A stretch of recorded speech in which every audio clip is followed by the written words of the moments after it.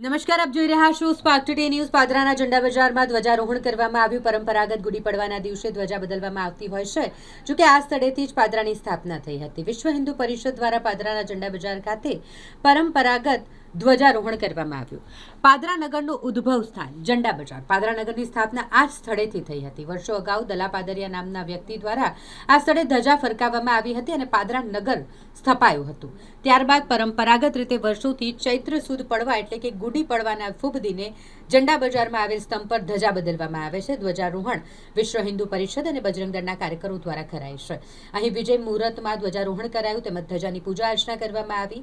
આ પ્રસંગે વિશ્વ હિન્દુ પરિષદ, બજરંગ દળ સહિત આરએસએસના કાર્યકરો, પાદરાનગર ભારતીય જનતા પાર્ટી સંગઠનના હોદ્દેદારો, વિવિધ હિન્દુ સંગઠનના કાર્યકરો અને નાગરિકો મોટી સંખ્યામાં ઉપસ્થિત રહ્યા હતા। આજે ચૈત્ર સુદ પડવો, ગુડી પડવો, હિન્દુ સંવત્સરનો પ્રથમ દિવસ।